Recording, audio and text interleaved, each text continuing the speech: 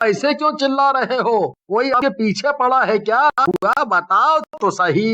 मेरी परछाई मुझे मारेगी, वो मेरे पीछे पड़ी है।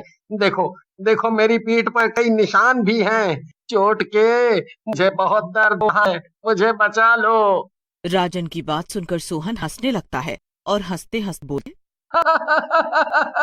कई की बातें कर रहे हो भैया आप? भला कोई परछाई किसी की जान ले सकती है क्या? अरे वो तो हमारा हिस्सा होती है। लगा है आपने कोई बुरा सपना देख लिया है और डर गए हो। नहीं नहीं, मैं सही कह रहा हूँ। ये देखो मेरी पीठ पर निशान। ऐसा कहकर राजन सोहन के आगे अपनी पीठ कर देता है, लेकिन उसकी पीठ पर कोई निशान नहीं हो रहा। ये देख सोहन बोलता है, भैया आपकी पीठ पर कोई निशान नहीं है। ऐसा करो, आप मेरे साथ चलो और वहां सो जाओ। सुबह आप अपने आप घर चले जाना।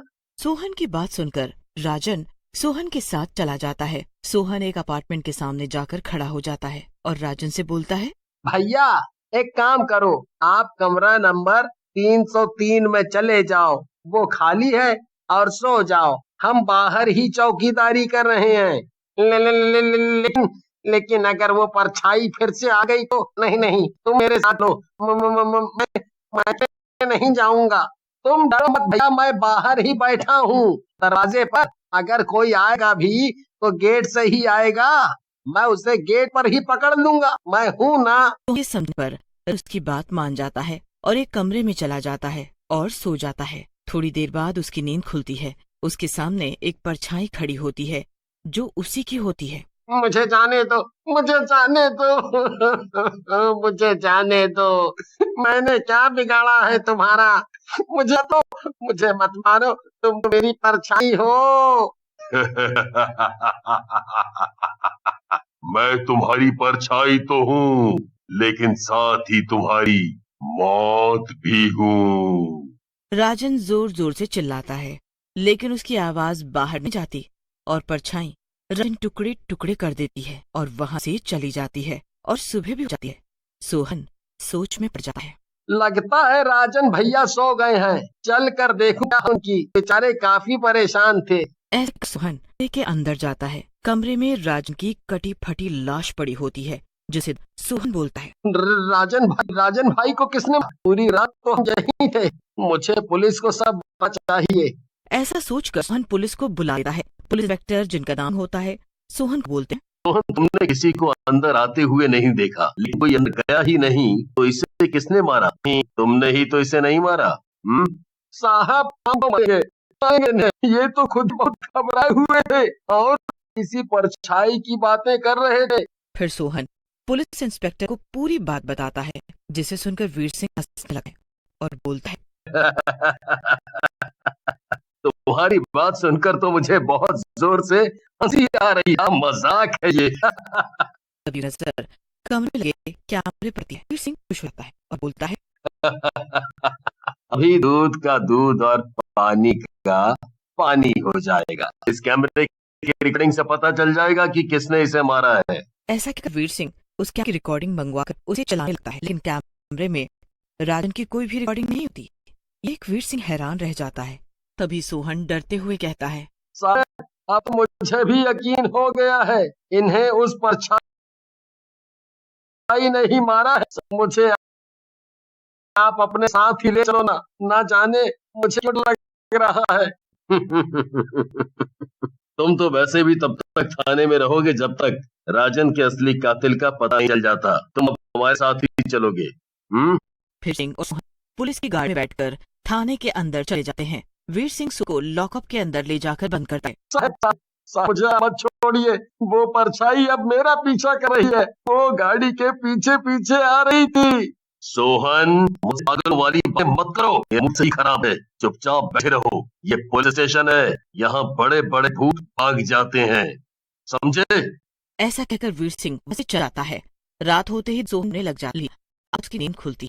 उसकी परछाई उसके सामने हंस रही थी। तुम तो मेरी परछाई हो। भला मुझे क्यों मारना चाह रही हो? तूने मेरे शिकार को बचाना चाहा, इसीलिए अब तू मरेगा। ऐसा कहकर परछाई सोहन की तरफ बढ़ती है। सोहन जोर जोर से चिल्लाने लगता है, लेकिन सोहन की आवाज बाहर नहीं जाती है। तेरी आवाज बाहर नहीं जाएगी, कितना भी चिल्ला तू, आज तेरी मौत पक्की है। फिर वीर सिंह वहां से अपने घर चला जाता है और अपनी पत्नी सुजाता, जो कि एक वैज्ञानिक होती है, उसे सारी बात है, जिसे सुनकर सुजाता वीर सिंह से बोली है, मुझे ये सब किसी आत्मा या चुड़ैल की तरह लगता है, नहीं तो कातिल कोई भी हो कैमरे में तो जरूर आता ना। सुजाता की बात सुनकर वीर सिंह हंस लगता है, बोला है, क्या कहा, चुड़ैल या आत्मा? तुम तुम साइंटिस्ट होकर अंधविश्वास की बातें कर रही हो। मुझे तुम पर हंसी आ रही है। देखो ये हंसने की बात नहीं है वीर, जैसे भगवान है इस दुनिया में वैसे ही शैतान भी है। चलो अभी मुझे अपना है कुछ काम से। ऐसा कहकर सुजाता वह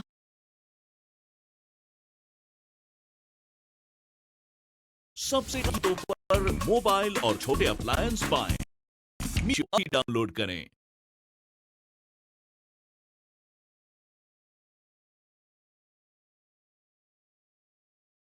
तुम कहीं भी कभी भी मार्जिन के साथ इसको और हर दिन 2000 तक कमाओ।